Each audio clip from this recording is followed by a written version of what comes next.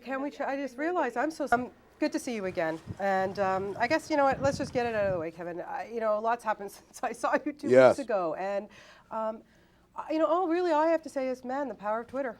It's crazy, isn't it? I mean, it certainly wasn't meant to, you know, put a torpedo in a corporation or something, but it was just a platform by which, you know, I could express outrage over something that happened to me as a customer.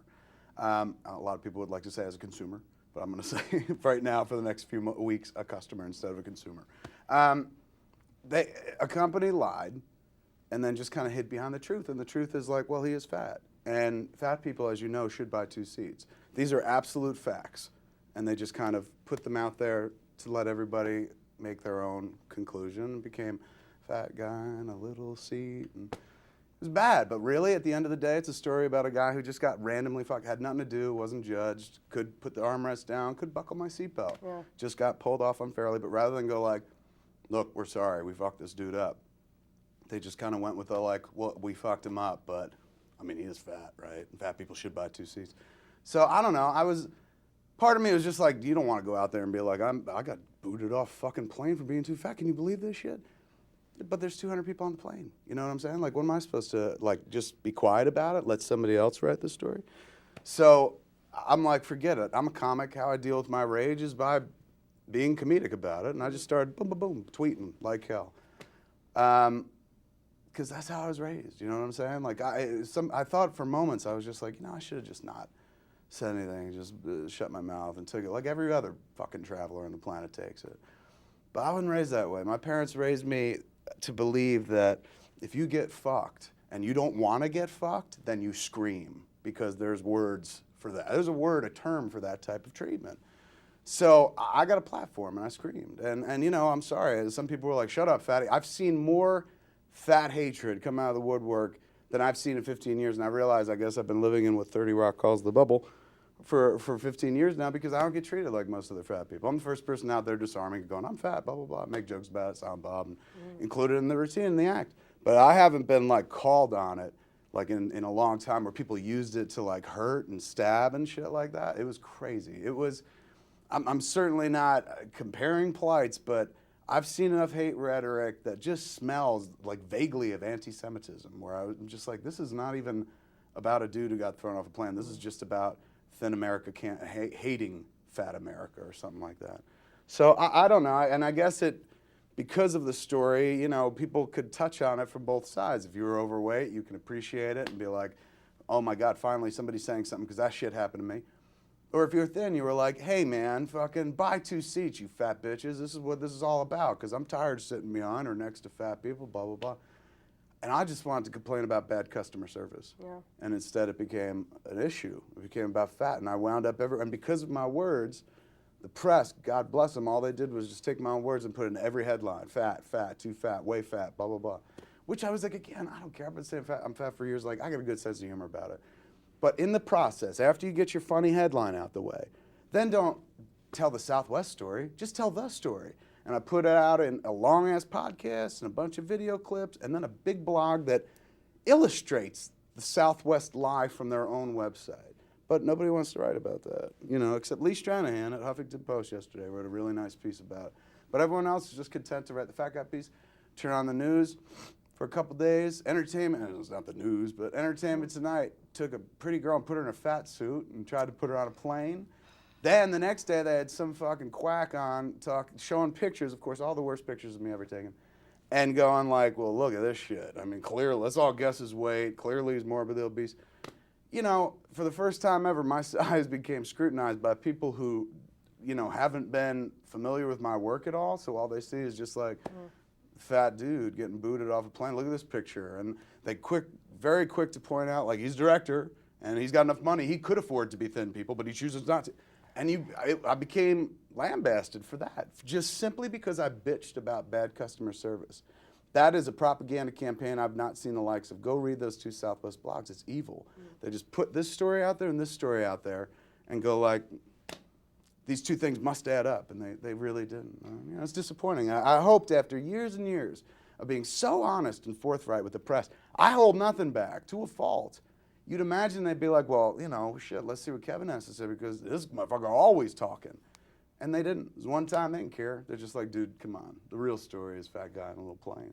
Well, I'm really sorry you had to go through all that. Disappointing. Because, you have a really good movie to promote here, and I saw That's it what last bums night. me out. And seriously, I laughed my ass off last night. It's really, really funny. So I do hope that people can get past this and that we can talk about your movie. Yeah, I mean that's the disappointing thing about if you go back and look at everything that's happened since then, I've so gone out of my way not to mention the movie. You know what I'm saying? Because I got real sensitive. Somebody was just like, he's doing this for publicity, and I'm like, you got to be willfully retarded or fucking thin, a thin Nazi, to think that a fat person would want that much attention called to their size. You know what I'm saying? So for me, I'm just like, I needed no help promoting Cop Out. For the first time, as I said, up in Canada 2 weeks ago, 3 weeks ago, for the first time ever, we're like 3-4 weeks out from release, and there was more awareness for Cop Out than there was for Zack and Miri 12 seconds ago. You know what I'm saying? It's like Warner Brothers is doing a fine job. They needed no help from, Too Fat to Fly or something like that. And it does bum me out because the movie is awesome. We had such a good time putting it together. It was a real stone soup affair because I've never written anything, or I've never directed anything that I didn't write. So going into it, it was kind of like, I don't know, is this the one that you're going to do it with? Or if you said you'd never do it. And if you're going to do it, do you really want to do it, with a script, with a buddy cop movie? And I don't know, it just appealed to me because that's the kind of movie I grew up watching. You know what I'm saying? Like I remember thinking about like Spielberg and Lucas, whenever they talked about Raiders of the Lost Ark, they would talk about like, we're just trying to take the cliffhangers from our youth and, make our version of that. Like, kind of modern Western or kind of modern day serial, if you will. And that's what I kind of was like, well, maybe I could approach this movie, which was called A Couple of Dicks at that point. Maybe I could approach this flick with the same kind of ethos where you're just like, well, I'm just going to try to make my version of that movie that I saw so many times when I was a kid. And it was never the aim that I ever had as a filmmaker. Or, I was never like, man, one day I want to grow up and make the buddy cop movie. But I've been making buddy movies since the beginning, like Dudes in Love. And this is just a movie about cops in love, kind of, with each other, but who just aren't gay yet. We save that for the sequel. Now, I was going to say, now, is it less pressure or more pressure on you when you're directing a film, for the first time, not having written it? What was that like for you? I think can you kill it for 1 sec? Just want to fan off for a moment. Yeah, no. Been through all this. Real quick. Well, that's all I was going to do. Are we rolling? Yes. Okay. So what kind of pressure or not pressure do you have when you're directing a film that this is for the first time that you haven't written? For me, you go into every other flick that I've ever written, I go into it with an idea that I built in my head of what the movie looks like from the moment that I started writing it. So you come in with a preconceived notion, kind of movie shot in your head. And because of that, you tend not to be very collaborative. For years, I was the guy that was just like, don't do any dialogue that's not on the page. If it's on the page, it's right there. Just do that dialogue. What are you making up dialogue for? So there, and also in terms of shooting it, I would always just be Dave, my DP, would want to try something different, and I'd always be like, I just need this, dude. It's just people talking. Don't go crazy. On this movie, since I didn't create the material, since I didn't write it, I just didn't feel that sense of authorship where I could definitively walk onto a set and be like, you're all wrong because I created this. I know. This time around, I was kind of translating somebody else's work. And because of that, I knew I'd never be the foremost authority. You know what I'm saying? I knew I would never be the dude who could be like, this is this and this is that.